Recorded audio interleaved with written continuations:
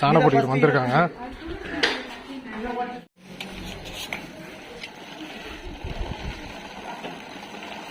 தள்ளிப்போ 10 rupees. இது 10 ரூபாய். பண்ணுங்க.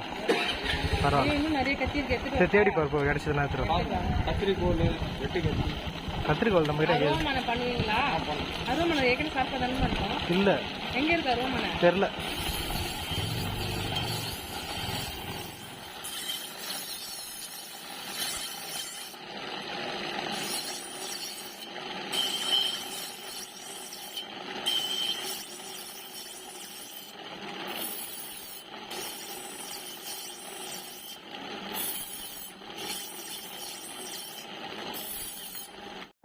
ஸ்கூல் படிக்கும்போது, காலேஜ் படிக்கும்போது எங்களுடைய தெருவில் வந்து என்ன பண்ணுவாங்கன்னா, பஞ்சு மிட்டாய், அதுக்கடுத்து சோம்பப்பொடி, பலூன் இதெல்லாமே எடுத்துகிட்டு வந்து விற்பாங்க. அதுக்கு அடுத்தது பார்த்திங்கன்னா செராமிக்கில் இருக்கிற பொம்மைங்கள்லாம் தலையில் கூடையில் வச்சுக்கிட்டு வந்து விற்க வருவாங்க. அதே மாதிரி என்ன பண்ணுவாங்கன்னா, கத்தி சாணம் பண்ணுறதுக்கும் வருவாங்க. இப்போ நம்ம என்ன பண்ணுறோன்னா, கத்தி வந்து சாணம் பிடிக்கிறவங்க வந்து நிறைய பேர் இருக்காங்களான்னு கேட்டிங்கன்னா இல்லை. ஏன்னா இப்போ வந்து ஒரு கத்தி மலிங்க போச்சுனால நம்ம என்ன பண்ணுறோன்னா, அடுத்தது நம்ம அமேசானோ, மீஷோ எதுலேயாவது ஆன்லைனில் கத்தியை வந்து பர்ச்சேஸ் பண்ணிக்கிறோம். இல்லைன்னா வேறு கடையில் போய் நம்ம வந்து கத்தி வாங்கிக்கிறோம். அந்த கத்தி சாணம் பண்ணுற ஒரு விஷயமே காணாமல் போயிடுச்சு. இது பார்த்தோன்னே எனக்கு ரொம்ப சந்தோஷமாயிடுச்சு. எனக்கு வந்து பார்த்திங்கன்னா 200 ரூபாய் ஆச்சு. ப்ளஸ் வந்து அந்த அண்ணா வந்து எனக்கு ஒரு குட்டி கத்தி வேறு கிஃப்ட்டு கொடுத்தாரு.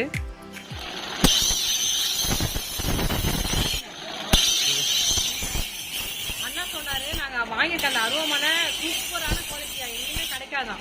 அது ஒரு தகடு சொன்னாரு. அது கொஞ்சம் லோக்கல் தான். இது லோக்கல் தான். கையில் இருக்கு. இதுதான் பெஸ்ட் தான். இது வாங்கி 4 வருஷமா ஆகுது. 4 வருஷமா அப்படியே மண்ணை, அதுக்கு அடுத்தது கத்தி, தேங்காய் கீரி எல்லாமே வந்து நாங்கள் சாணம் பிடிச்சிக்கிட்டோம். நான் இந்த மெக்கானிசத்தை பார்த்து சாம் வந்து அப்படியே ஷாக் ஆகிட்டாருங்க. என்ன அழகாக ஒர்க் பண்ணுது பாரு, இதோடைய கண்டுபிடிப்பே வேறு லெவல் சொல்லிட்டு இருந்தாரு. நாங்களாம் சின்ன பிள்ளை இருக்கும்போது பார்த்திங்கன்னா தெருவில் எப்பாவது தான் வருவாங்க. எங்கள் அம்மாலாம் பார்த்திங்கன்னா எப்பாவது போயிட்டு இந்த மாதிரி ஷார்ப் பண்ணிட்டு வருவாங்க. எனக்கு தெரிஞ்ச எங்கள் அம்மா இப்போ அந்த மாதிரி கத்தி ஆகிறதே இல்லைன்னு நினைக்கிறேன். ஏன்னா இப்போவே பார்த்திங்கன்னா அந்த ரெடிமேட் கத்தி ஆல்ரெடி ஷார்ப்பாக இருக்குல்ல, அதை வாங்கி அதிலே வந்து பார்த்திங்கன்னா பண்ணிடுறாங்க. அதிகமாக வந்து வாங்கியெல்லாம் பண்ணுறதே இல்லை. நாளாச்சு. இப்போ நாங்களே பண்ணுறது இல்லைல்ல. நாங்களே இது வரைக்கும் பார்த்திங்கன்னா யூடியூப் சேனல் ஆரம்பிச்சு ஒரு 5 வருஷம் ஆயிடுச்சு. நாங்களே இந்த மிஷின் பார்த்து இனிமேல் வீடியோவே எடுக்கலை. இப்போ தான் எங்களுக்கே அமைஞ்சது. பார்த்துங்க.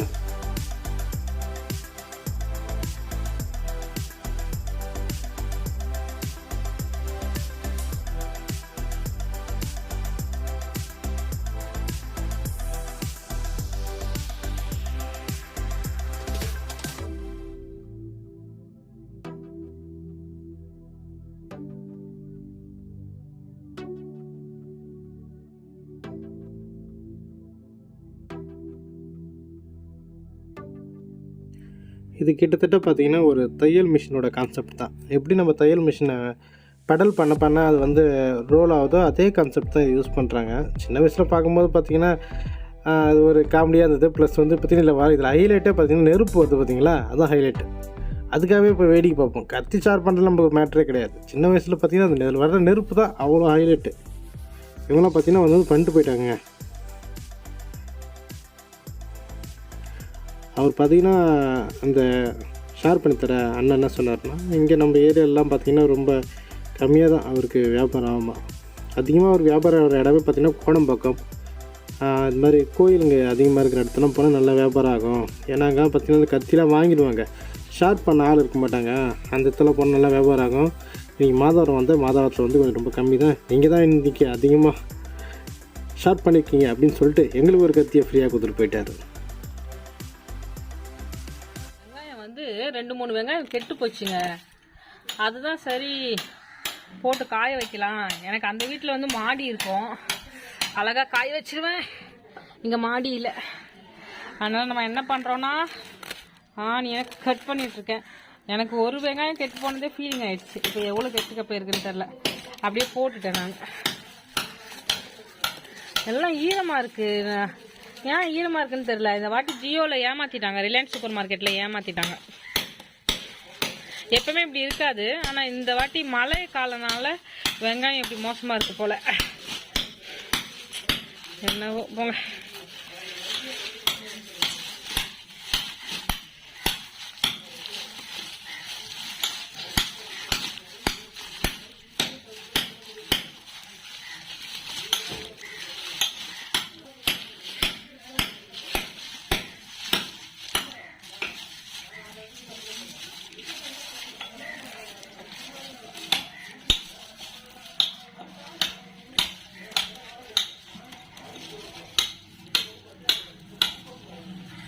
வீடியோ போட்டு 3 நாள் ஆயிடுச்சு, டைம் இல்லை, அதனால் போட முடியல. இப்போ லைவ் வரலான்னு பார்த்தேன், லைவ் வர டைம் இல்லை.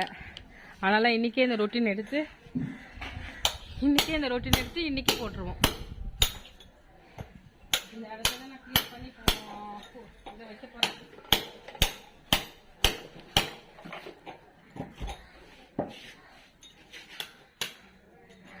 செம்மையாக வெயில் பிச்சுக்குது. நைட்டு சரியான மழை பெஞ்சிச்சு. ஆனால் இப்போ பாருங்கள், வெயில் மண்டையை பழக்குது.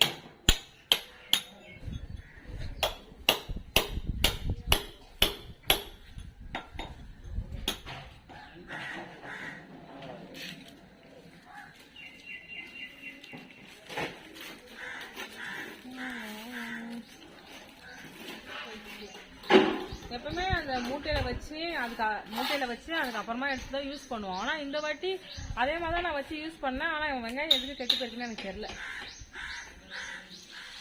வெங்காயம் வதக்குறாங்க, பச்சை மிளகா. எல்லாரும் கேட்குற கேள்வி ஒன்று கேட்கட்டா? நீங்க என்னதான் பண்ணுவீங்க? நான் வீட்டுல எடுக்கிறேன். இல்ல வீட்டுல நீ என்னதான் வேலை செய்வீங்கன்னு கேக்குறாங்க மக்கள். எல்லா பொருளும் எடுத்து வைக்கிறது எவ்வளவு கஷ்டம் தெரியுமா? வீட்டுல என்ன பொருள் எங்க இருக்குன்னு உங்களுக்கு தெரியுமா? சரி, நான் ஒரு கேள்வி கேட்கறேன். சீப்புல இருந்து தெரியுமா? நான் ஒரு கேள்வி கேட்கறேன். வீட்டுல பம்ப் அடிக்கிற காத்தடிக்கிற பம்ப் எங்க இருக்கு?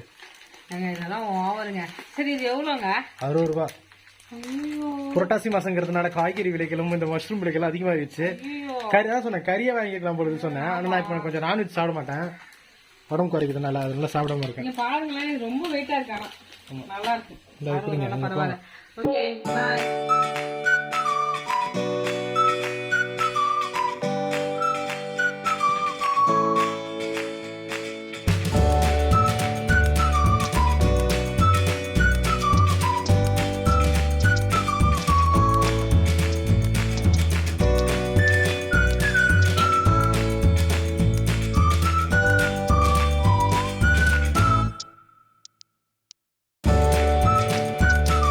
பாப்பாவை பார்த்த பிறகு நாங்கள் வந்து எங்களுடைய காலேஜுக்கு வந்து போயிட்டுருக்குறோம்.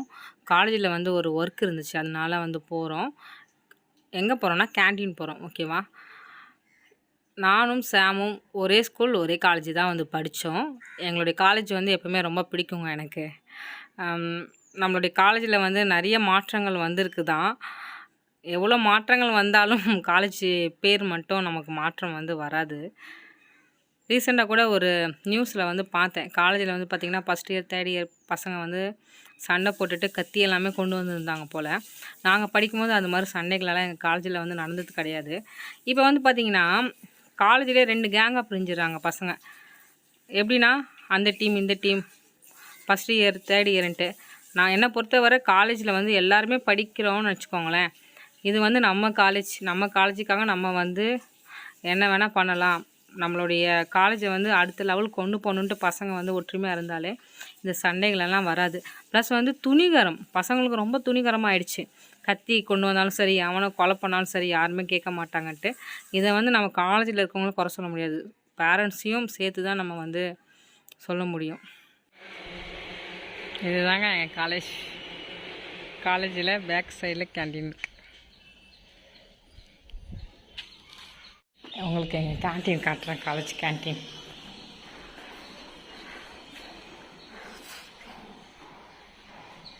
இந்த இடம் இருக்குது பார்த்தீங்களா? இங்கே தான் உட்காந்துட்டே இருப்பாங்க சாமு, அவங்க ஃப்ரெண்டு.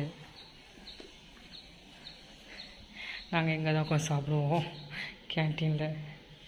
இங்கே ஒரு ரூம் இருக்கும். கண்டிப்பாங்க இங்கே தான் ஃபுட்டெல்லாம் வாங்கிட்டு வந்து சாப்பிடுவோம். எப்படி இருக்குது பாருங்களேன், செம ஃபீல். ராகவன் இங்கேயே தான் உட்காந்துருப்பார், இங்கேயே தான் உட்காந்துட்டே இருப்பார். நான் ஒரு 2-3 வாட்டி வரும்போது இங்கேயே உட்காந்துருக்கதை நான் பார்த்துருக்கேன். காலேஜில் வரும்போது நான் கிரவுண்டில் இருப்பேன், இல்லைனா ஏதாவது டிபார்ட்மெண்ட்டில் ஏதாவது டீச்சர் மேமை தேடி கேன்டீனுக்கு வருவேன். அதுதான் என் வேலை. நாங்கள் சாப்பிட வர மாட்டோம்.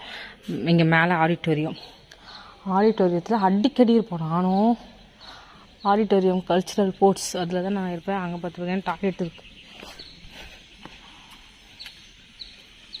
பாருங்க எப்படி இருக்கு.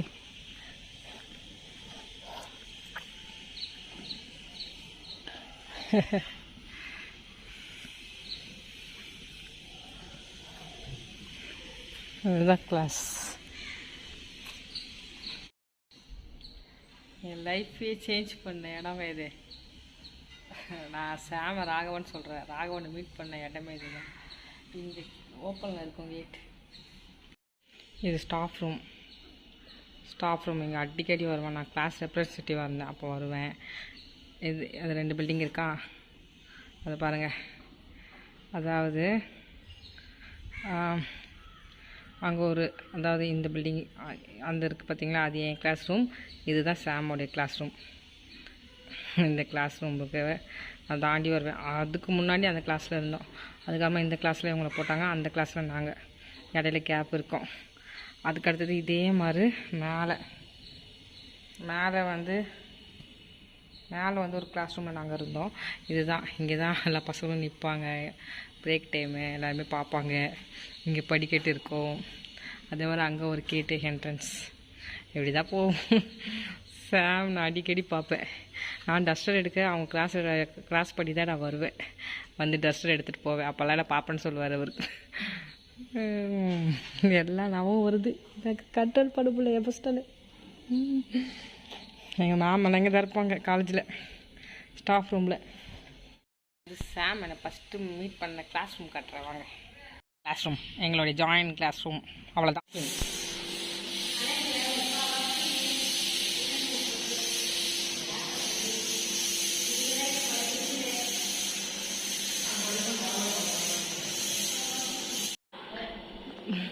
எங்க வாங்க ஒரு ஃபோட்டோ எடுத்துக்கலாம்.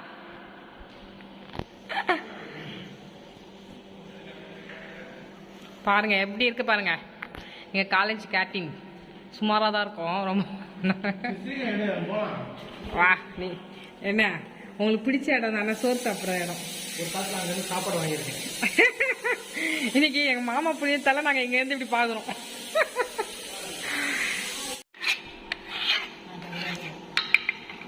வளருது. நாங்கள் தொட்டிலே வைக்கிறோமா.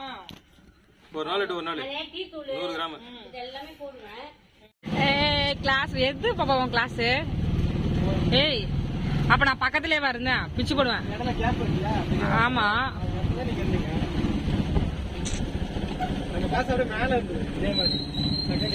Science black.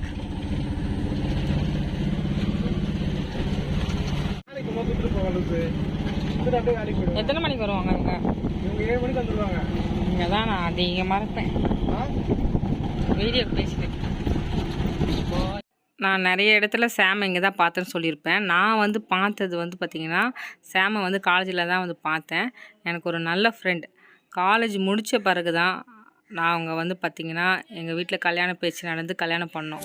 உம்மை விடனா வேற யாரை நம்புவேன், உம்மை விடனா வேற யாரை நம்புவேன். ஆதரவாய் வந்திரே கரவெடுத்து நடத்தி சென்றேன். ஆதரவாய் வந்திரே கரவெடுத்து நடத்தி சென்றேன். உம்மை விடனா வேற யாரை